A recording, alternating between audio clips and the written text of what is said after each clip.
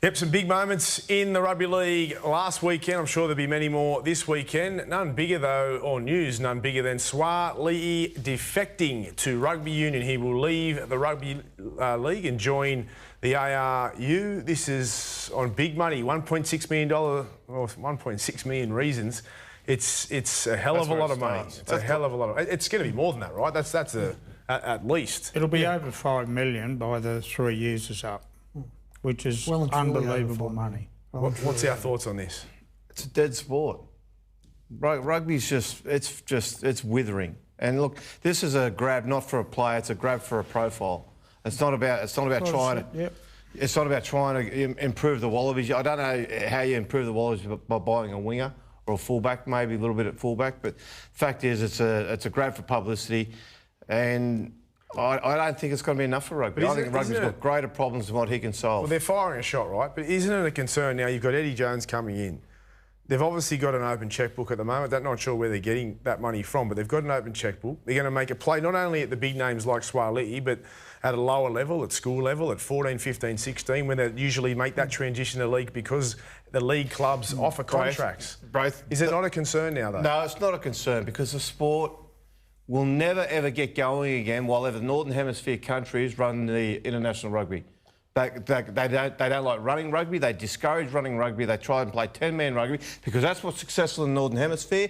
And the rules are so complicated and complex now, people can't follow the sport anymore. The days of the game, rugby union used to be a game that they ran the ball. We had, you go back to the Great Australian periods, they were all running rugby teams. Now, no one can recognise the game. Sua'ali'i is not going to. He's going to bring skills. He's a tremendously talented player. Can he kick a ball, Sua'ali'i? Well, we don't really know. What's his pass? I spoke about game awareness on this show when he didn't pass inside the Tedesco the other week. There was another. Doesn't mean he can't pass. No, I didn't say he can't pass, but I'm saying his game awareness is probably not a $5 million purchase. I want to say this about rugby union, and I spoke to David Campese, the legendary Wallaby winger, today.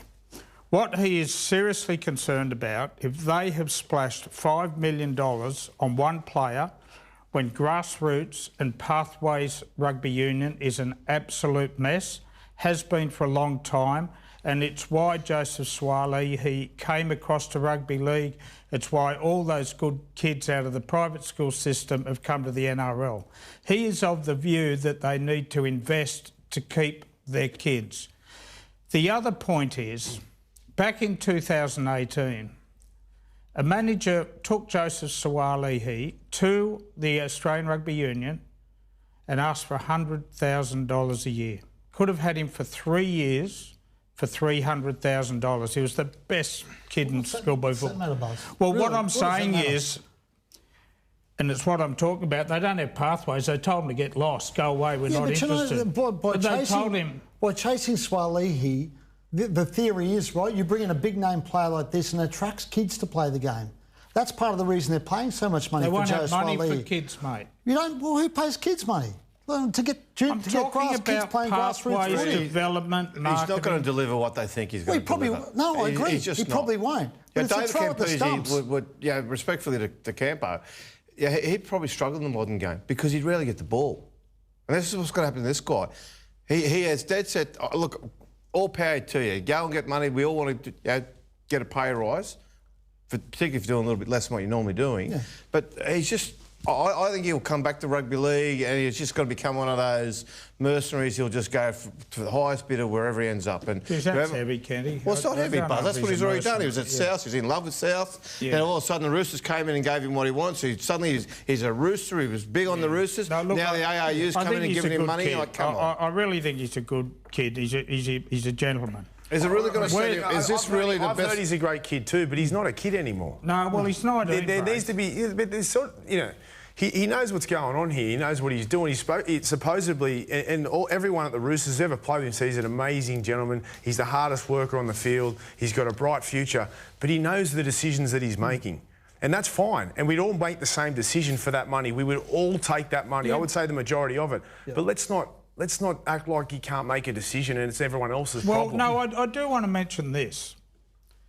Isaac Moses has been dealing with Nick Politis on this contract, the recent extension and for one more year. Now, Isaac went off and did this deal with the ARU. Rugby Australia now. Well, Rugby Australia, without coming back to Nick Politis and say, this is what you're up against.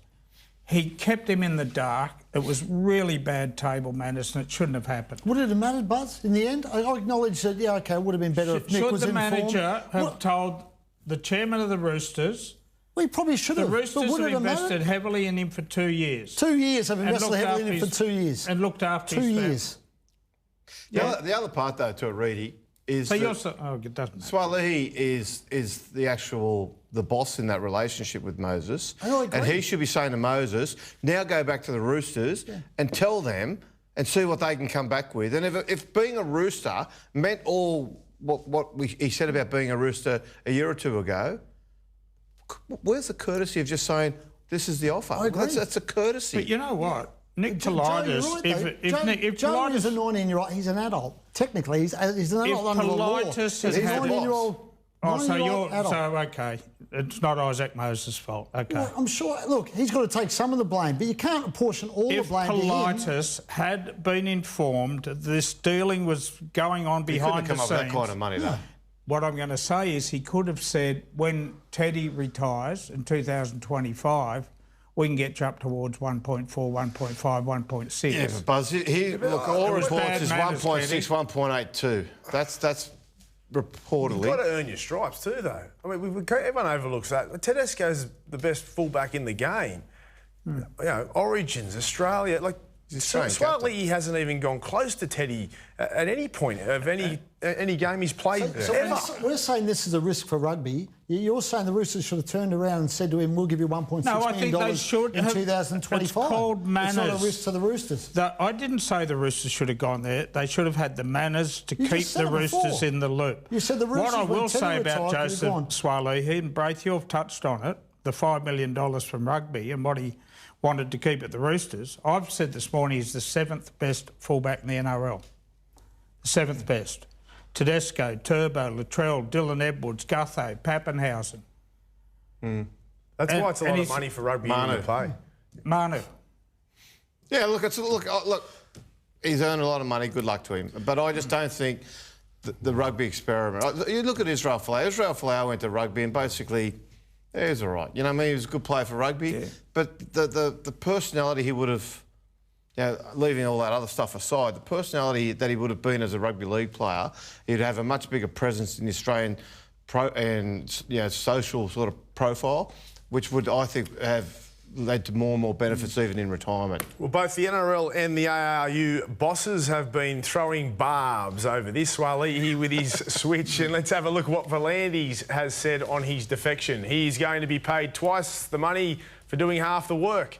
After Joseph plays rugby for a little while, he will get terribly bored and return to rugby league. That's what the majority of the players who switch codes do. Now, McLennan fires back. What a bunch of crybabies. They're completely thrown their toys out of the cot.